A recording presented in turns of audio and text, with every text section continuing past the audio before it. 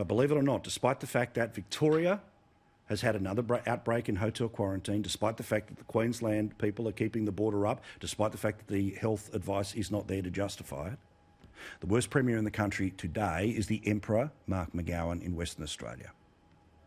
This bloke has the worst unemployment rate in the entire country. He has a system that is so tight, again, family members can't be together when they are sick, family members cannot be together after funerals, family members cannot be together for Christmas, despite the fact that there is no coronavirus in Queensland, the Northern Territory, South Australia, Tasmania, his own state and much and most of New South Wales. Instead, he made this announcement today that there is no benefit whatsoever in reopening the border of Western Australia to the rest of the country. The rest of the country that your Medicare card also works in. The rest of your country that your passport actually works in. Honestly, the benefit to opening to the Northern Territory or South Australia for Western Australia is not there. There is no benefit. Seriously? The free movement of people from areas that don't have coronavirus. It's not a separate country, it's a state. And by the way, there also may be, as he puts it, no benefit. There's also no risk.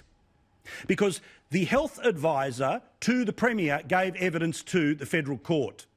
And guess what he said?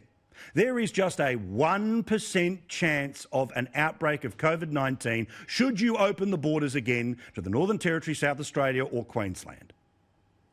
1%. But then the most outrageous thing that this Premier said today is that you, the people of Western Australia, should be locked in Western Australia because of money. I'll let him give himself enough rope. The other states want us to open the border so that West Australian tourists will flood east, not so that people from the east will come here.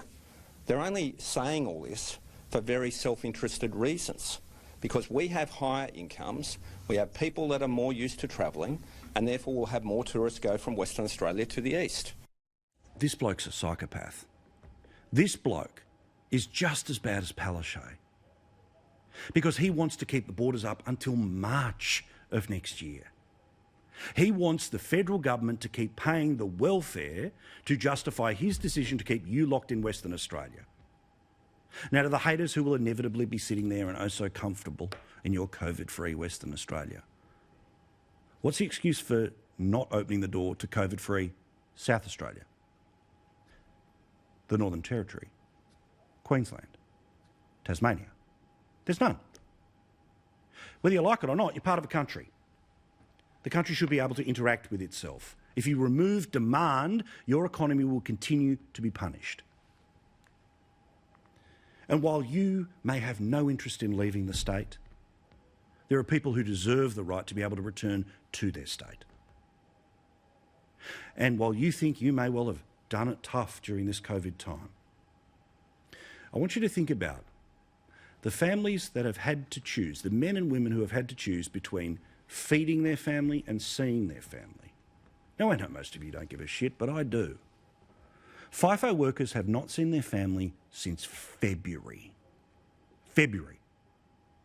Think about the grief that it would cause you and your family when you were working, or if you are working now, if you were away from work for a week.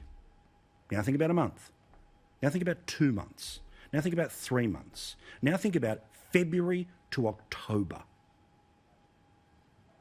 The families that have been separated because their mum or dad is choosing to feed their family versus see their family are the ones that McGowan punishes every day. This so-called friend of the working man.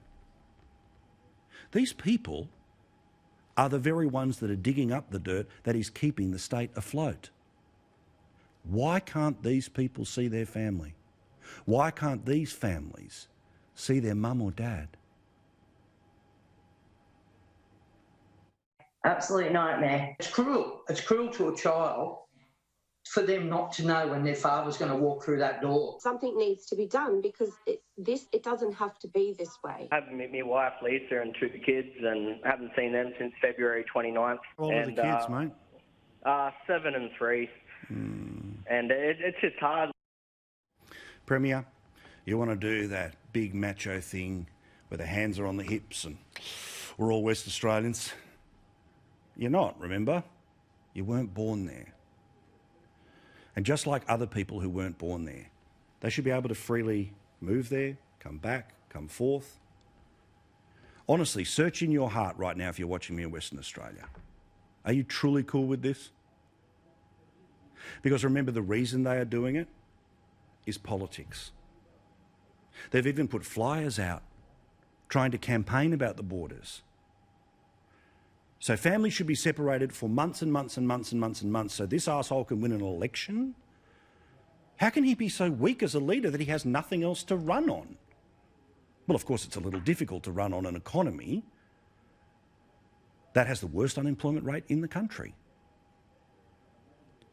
The people of Western Australia have the right to leave Western Australia. If they don't have the right to leave Western Australia, then they are prisoners in Western Australia. And workers on their time off who can't leave Western Australia on the time they have off are prisoners. Is anyone okay with this? If you're one of those people that's okay with it, it's time to get your head read. It's time for you to calm down. It's time for you to show that great Aussie empathy and spirit that you claim you have. These people are playing you all day, every day, and it's always for politics. Matt Canavan is a senator inside the federal government. He's a man who knows the plight of the FIFO worker. Let's talk about this absurdity where the WA Premier is keeping his own citizens trapped and workers trapped so he can win an election in March, despite the fact that his own health advice is there's a 1% risk to the community.